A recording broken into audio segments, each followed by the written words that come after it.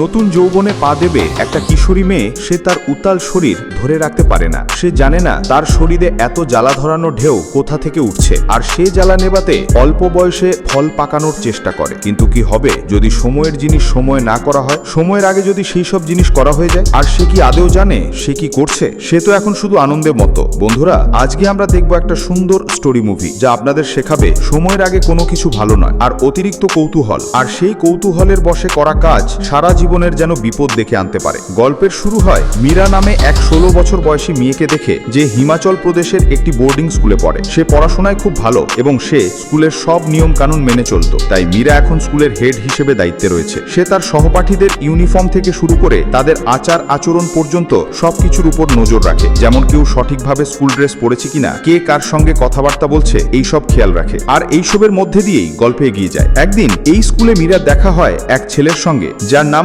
শ্রীনিবাস ওরফে শ্রী। সে সদ্য হংকং থেকে এসেছে এবং স্কুলে অ্যাস্ট্রোনমি ক্লাব শুরু করতে চায়। সে একটি প্যাম্পলেট নোটিশ বোর্ডে লাগাতে আসে, যেটা দায়িত্বে ছিল মীরা। এইভাবে তাদের মধ্যে প্রথম কথা হয়। মীরা গার্লস হোস্টেলে থাকলেও তার বাড়ি স্কুলের খুব কাছেই ছিল। মীরার বাবা মা কর্মসূত্রে দিল্লিতে থাকতো, তার মা মাঝে মধ্যে বাড়িতে এসে থাকতেন। যখন মীরার মা বাড়িতে থাকতেন তখন মীরা হোস্টেলে না থেকে বাড়িতেই থাকতো। একদিন মীরা দেখতে পায় শ্রী নামে সেই ছেলেটি টেলিস্কোপ সেট করছে, যখন তার গ্রহ নক্ষত্রের প্রতি আগ্রহ জেগে ওঠে। আর সে রাতে অ্যাস্ট্রোনমি ক্লাবে যোগ দেয়। যখন মীরা টেলিস্কোপ দিয়ে আকাশ দেখছিল, ঠিক তখনই মিস বানসাল নামের এক কঠোর শিক্ষিতা সেখানে এসে হাজির হন। তিনি ছেলেদের সঙ্গে মেয়েদের বন্ধুত্ব একদমই পছন্দ করতেন না। যখন মিস বানসাল অন্য ছাত্রছাত্রীদের নিয়ে চলে যান, তখন মীরা বলে, আমি বাকি বিষয়গুলো দেখে নিচ্ছি, আর ছাদে তালা লাগানোর দায়িত্ব নিজের কাঁধে নেই। মিস বানসাল মীরার হাতে ছাদে চাবি দিয়ে চলে যান। ঠান্ডার কারণে মীরা আর শ্রী একই কম্বলের নিচে বসে আকাশ দেখতে থাকে, নিজেদের মধ্যে নানান কথা বলতে থাকে। এই সময় ধীরে ধীরে দুজন একে অপরের আরো কাছাকাছি চলে আসে। মীরা শ্রীকে নিজের ফোন নাম্বার দেয় এবং বলে, যদি আমার মা ফোন ধরে তাহলে সঙ্গে সঙ্গে কল কেটে দিও। এরপর সেখান থেকে যাওয়ার সময় শ্রী জিজ্ঞাসা করে, আমি কি তোমায় একটা কিস করতে পারি? মীরা একটু লজ্জায় পড়ে যায়, কিন্তু তারপর নিজেই শ্রীয়ের গালে একটা হালকা চুমু দেয় আর লজ্জায় লাল হয়ে সেখান থেকে চলে যায়। পরের দিন সকালে মীরা স্নান করতে যায় আর মজা করে নিজেকে আয়নায় দেখে কিস করার প্র্যাকটিস করতে থাকে, যেমন যদি কিস হয় তাহলে সে কিভাবে করবে। এইভাবে ভাবতে ভাবতে মীরা নিজেই নিজের ভাবনার উপর হেসে ফেলে। এরপর মীরা স্কুলে পৌঁছায়। সেখানে মিস বানসাল সব সিনিয়র মেয়েদেরকে এক জায়গায় ডেকে আনেন আর পিয়া নামের আরেকজন মেয়েকে একটি চেয়ারের উপর উঠতে বলেন। তিনি এইভাবে সবাইকে বোঝান, যখন কেউ স্লিপ বেয়ে উপরে ওঠে তখন নিচ থেকে স্কার্টের ভেতরটা কেমন দেখা যায়। তারপর তিনি মীরাকেও সেই চেয়ারের উপর দাঁড় করান, যাতে বাকি সবাইকে দেখাতে পারেন যে স্কার্ট ঠিক কতটা লম্বা হওয়া উচিত। তিনি বলেন, স্কার্ট উপরে তুলে পড়লে হবে না, নিচে নামিয়ে পড়তে হবে। সেই শিক্ষিকা মেয়েদের আরো বোঝাতে থাকেন যে ছেলেদের সঙ্গে অতিরিক্ত ঘনিষ্ঠতা ঠিক নয়, আর এই বয়সে নিজেদের ব্যাপারে সচেতন থাকা খুবই জরুরি। এরপর দেখা যায় মীরা আয়নার সামনে দাঁড়িয়ে বিভিন্ন হেয়ার স্টাইল ট্রাই করছে। সে দেখতে চায় কোন লুক বা কোন স্টাইলে তাকে ভালো লাগে। হঠাৎ তার চোখে পড়ে তার আন্ডার আর্মে যেখানে কিছু লোম দেখা যাচ্ছে। এটা হওয়াই স্বাভাবিক, কারণ সে সবে নবযৌবনে পা দিচ্ছে, কিন্তু তার পাছে এসব খুব ভালো লাগে। এরপর সে একটি মিউজিক বাজায় আর তার সুরে তালে মীরা নাচতে থাকে। একটা আলাদাই অনুভূতির মধ্যে সে ভেসে যায়। আর ঠিক তখনই তার মা ঘরে ঢুকে পড়েন আর মীরার সঙ্গে থেমে যায়। মীরাকে নাচতে দেখে তার মাও নাচতে শুরু করেন, যাতে মীরা তার সঙ্গে নাচে। কিন্তু মীরা একদমই উৎসাহ দেখায় না। আসলে মীরা তার মায়ের মধ্যে খুব বেশি কথা হতো না, কারণ তার মায়ের আচরণ ছিল বেশ কঠোর। আর তাছাড়া যখন যখন তার মাকে দরকার পড়তো তখন তখন তার মা তার থাকতো না। এরপর আমরা দেখতে পাই মীরা একটি টেডি জড়িয়ে নিজেকে একটু সান্ত্বনা দিতে চেষ্টা করছে, আর সে তার স্কুলের পেন দিয়ে তার ছোট দরজা খোলার চেষ্টা করছে, আর তাতে সে অনেক আনন্দ পাচ্ছে। রাতে মীরা গোপনে শ্রীর সঙ্গে ফোনে কথা বলতো, মায়ের থেকে লুকিয়ে। শ্রী মীরাকে জিজ্ঞাসা করে, তোমার কি কখনো কোনো প্রেমিক ছিল? মীরা হেসে উত্তর দেয়, না, কখনো দরকার মনে হয়নি। শ্রী জানে হংকং এ তার এক বন্ধু ছিল, তার সঙ্গে সে কিছু মাস ছিল। এইভাবে কথা চলতে থাকে। হঠাৎ মীরার মা কিছু আওয়াজ শুনে ঘরে চলে আসেন। তিনি জিজ্ঞাসা করেন, তুমি কার সঙ্গে কথা বলছিলে? মীরা বলে, ওই না তো। ঠিক তখনই আবার ফোন আসে আর তার মা ফোনটি রিসিভ করেন, কিন্তু কল সঙ্গে সঙ্গে কেটে যায়। তখন মীরা বলে, আমি এক বন্ধুর সঙ্গে কথা বলছিলাম। তখন মা ফোনটি নিজের কাছে রেখে দেন। পরের দিন সকালে তার মা আবার জিজ্ঞাসা করেন, ওই বন্ধুটা কি ছেলে? ওর নাম কি? মীরা তখন শ্রীর নাম বলে। এটা শুনে তার মা বলেন, তাকে একদিন বাড়িতে ডেকে আনো, আমি তার সঙ্গে দেখা করতে চাই। তার উদ্দেশ্য ছিল এটা বোঝা যে শ্রী কেমন ছেলে, তার হাবভাব কেমন। মীরা কিছুটা চিন্তিত হয়ে পড়ে, কারণ সে চায় না তার মা বুঝে ফেলে যে তাদের সম্পর্কটা শুধু বন্ধুত্বের মধ্যে নেই, তার থেকে অনেক এগিয়ে গেছে, আরো অনেক কিছু হয়েছে। এর পরের দিন যখন শ্রী মীরার বাড়িতে আসে, তখন তার মা সরাসরি প্রশ্ন করেন, তোমাদের দুজনের মধ্যে কি চলছে? শ্রী উত্তর দেয়, আমরা শুধু বন্ধু। তখন তার মা স্পষ্টভাবে বলেন, আমি শুধু বন্ধুত্ব পর্যন্ত মেনে নিতে পারি, এর চেয়ে বেশি কিছু আমি সমর্থন করব না। আর তোমাদের বন্ধুত্ব যেন মীরার পড়াশোনায় কোনো প্রভাব না ফেলে। পরে মীরার মা মীরাকে বলে, বোর্ডিং স্কুলে নতুন কারোর পক্ষে মানিয়ে নেওয়া কঠিন হয়, শরীরে একটু সহানুভূতির দরকার। তখন মীরা জিজ্ঞাসা করে, আমি কি ওর জন্য কিছু খাবার নিয়ে যেতে পারি? তার মা বলেন, তুমি চাইলে তাকে 2 দুপুরের খাবারের জন্য আমন্ত্রণ জানাতে পারো। সেই ছেলেটা বেশ বুঝির মনে হয়, বয়সের তুলনায় অনেক বেশি ম্যাচিউর। এদিকে একদিন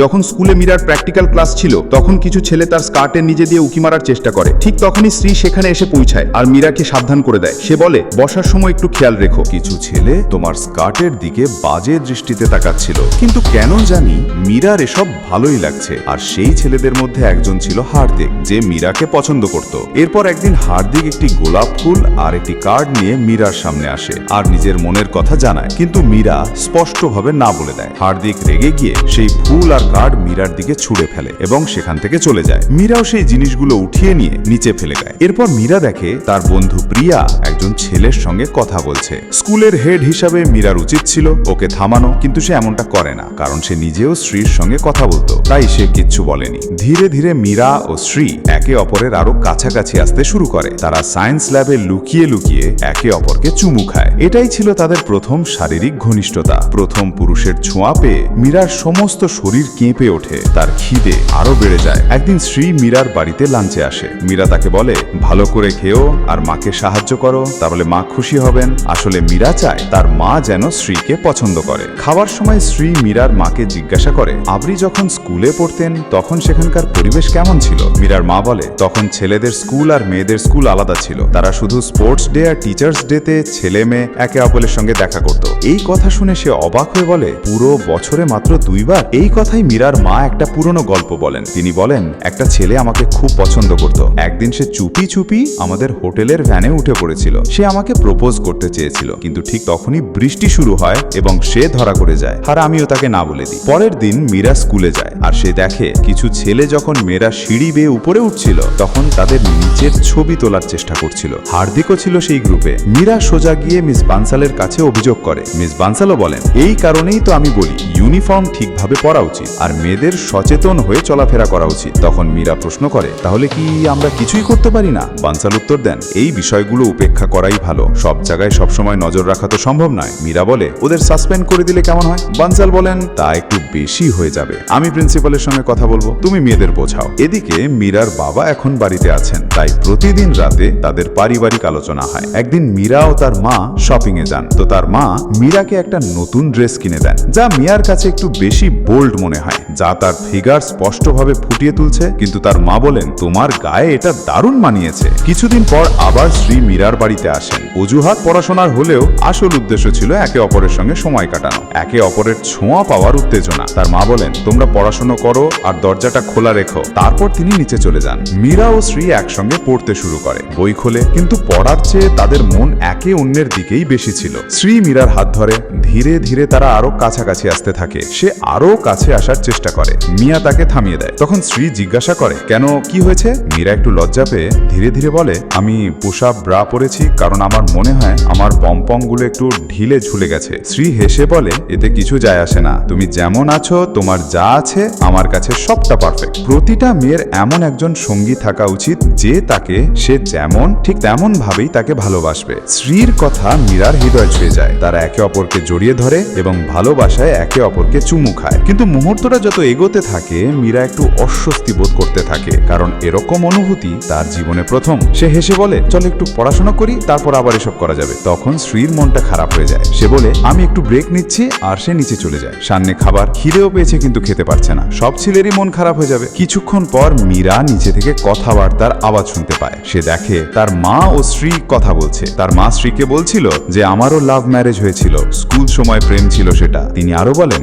আমরা লুকিয়ে চুরিয়ে একে অপরের সঙ্গে দেখা করতাম। আমার মা জানতে পারলে অনেক বকা দিতেন। যখন আমার মা আমাদের সম্পর্কের কথা জানলেন খুব রেগে গিয়েছিলেন, কিন্তু আমি সোজা বলে দিয়েছিলাম আমি ওকেই বিয়ে করব, তাছাড়া আমি বিয়ে করব না। আর এরপর আমি বাড়িও ছেড়ে দিই। এদিকে মীরা চাইতো শ্রী যেন তার সঙ্গে সময় কাটায়, কিন্তু সে তখন তার মায়ের সঙ্গেই গল্পে মগ্ন ছিল। মীরা উপরে এসে মিউজিক চালিয়ে দিয়ে ডান্স করতে শুরু করে। আর কিছুক্ষণ পর শ্রী এসে তার সঙ্গে নাচে যোগ দেয়। পরিবেশটা হালকা ও আনন্দময় হয়ে ওঠে। হঠাৎ মীরার মাও নাচে যোগ দেন, কিন্তু যখন শ্রী মীরার সঙ্গে কাপল ডান্স করতে থাকে মীরার মনে হয় তার এই ধরনের ডান্স ভালোভাবে জানা নেই। তখন মীরার মা নিজেই শ্রীকে ডান্স দেখাতে শুরু করে, যা মীরার কাছে একটু অস্বস্তিকর লাগে, কারণ তার মা বারবার তাদের মাঝখানে চলে আসছিল। এরপর একদিন স্কুলে গার্জিয়ান মিটিং হয়। মীরা দেখায় যে ছেলেরা মেয়েদের গোপন ছবি তুলছিল তাদের অভিভাবকরা এখন তাদের বকাঝোকা করছে। মানে মীরার অভিযোগের কারণে এটা হয়েছে। মিস বানসাল মীরাকে বলেন, তুমি কি খেয়াল করেছো প্রিয়া এখন সবসময় বিক্রান্তের সঙ্গে থাকে? মীরা উত্তর দেয়, হ্যাঁ তারা ভালো বন্ধু।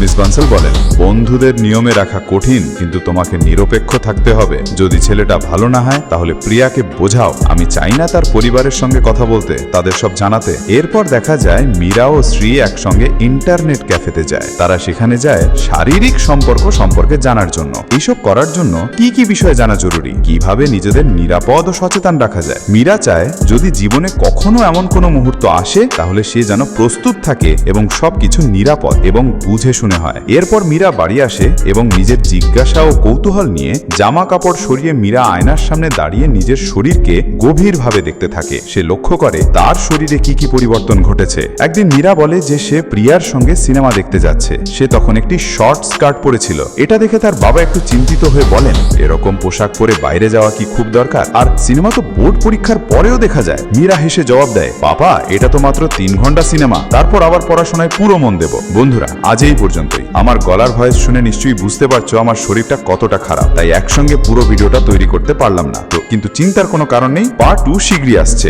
আর পার্ট 2 দেখার জন্য ভিডিওটি লাইক করে দিন এবং চ্যানেলটি সাবস্ক্রাইব করে দিন। আমাদের সঙ্গেই থাকুন।